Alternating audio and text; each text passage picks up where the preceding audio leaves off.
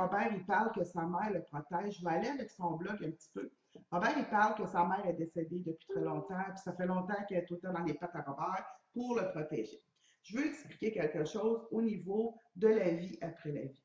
Quand on est avec des gens qu'on aime, puis qu'à un moment donné, ces gens-là nous quittent avant, tu sais, ils décèdent, faut pas penser que parce que ces gens-là décèdent qu'on devient invincible, OK? On pense pas comme ça. Parce que ces gens-là qui décèdent, chaque personne qui décède, quand il arrive dans la pleine lumière, ils ont fait le processus euh, de savoir apprendre. Tu sais, mettons, si on décède d'une façon normale, dans le sens dans la maladie, on voit venir la mort, on la prévient, on l'apprivoise, puis on part, fait que le cheminement l'autre bord avant de reconnaître qu'on est vraiment mort, tout ça est beaucoup plus court que si ça serait un accidenté, une agression ou un suicide.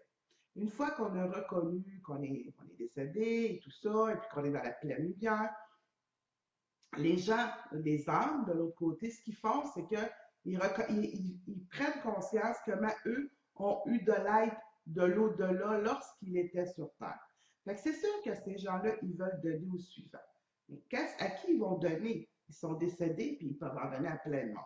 Mais souvent, ils vont en donner à ceux qui ont été dans leur famille ou qui ont été des meilleurs amis. Fait que souvent, les gens décédés, ils deviennent un peu euh, aidant naturel de nos guides qu'on a depuis la naissance.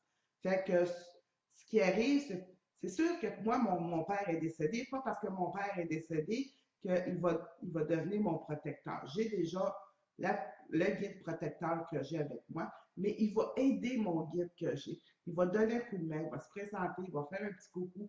Quand les gens sont décédés, oui, des fois, ça arrive qu'ils deviennent un protecteur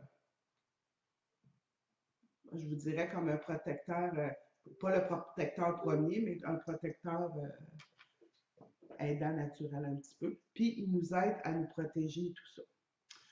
Euh, Puis des fois, ces entités-là, ils ont des facilités de faire des choses comme mettre moi j'appelle ça des GPS, j'appelle ça des GPS énergétiques.